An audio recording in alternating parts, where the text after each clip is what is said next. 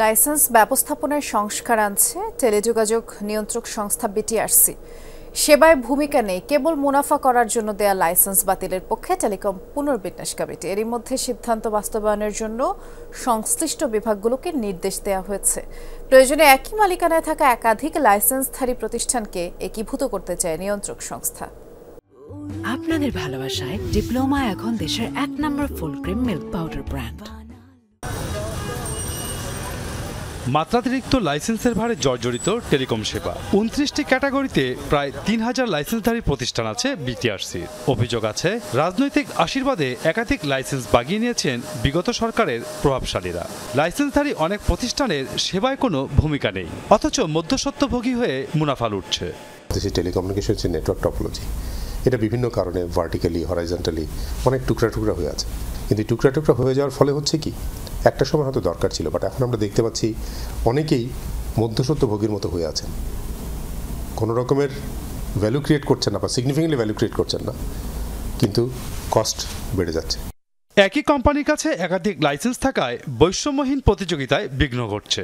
এই সমস্যা দূর করতে লাইসেন্স সহ পুরো টেলিকম সেক্টর সংস্কারের প্রস্তাব করেছে টেলিকম পুনর্বিন্যাস কমিটি। এখানে ভ্যালু চেনে যখন আপনার অনেকগুলো একটা প্রতিষ্ঠানের অনেকগুলো লাইসেন্সই থাকে, তখন প্রত্যেকটা লাইসেন্সের কিন্তু ট্রান্সপারেন্সির অভাবটা থাকে। আমরা দেখেছি এখানে অনেক অনিয়ম হয়েছে এইসব ক্ষেত্রে।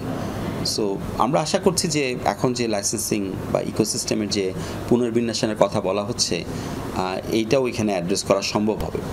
বিটিআরসির সবশেষ কমিশন সভায় টেলিকম খাত সংস্কার কমিটির সুপারিশের সাথে একমত পোষণ করে নিয়ন্ত্রক সংস্থা।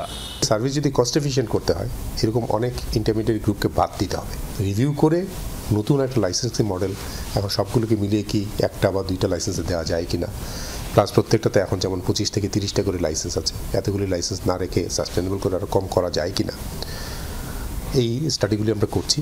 জটিলতা নিরসনের লক্ষ্যে 6 দফা সুপারিশ করেছে কমিটি।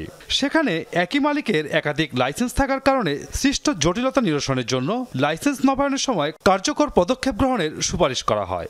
নবায়নযোগ্য না হলে বাতিল করা অথবা অন্য কোনো প্রতিষ্ঠানের সাথে একীভূত করার প্রস্তাব করা হয়েছে।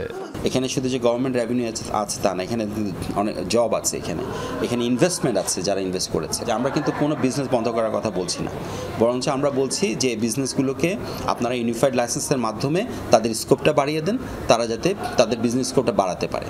লেয়ার কমিয়ে দিতে পারলে এখানে অবশ্যই আপনার কনজিউমারের উপর ইম্প্যাক্ট অনেক কম হবে।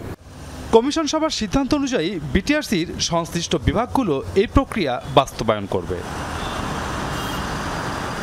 মাসুদুজ্জামান রবিন, যমুনা নিউজ, ঢাকা।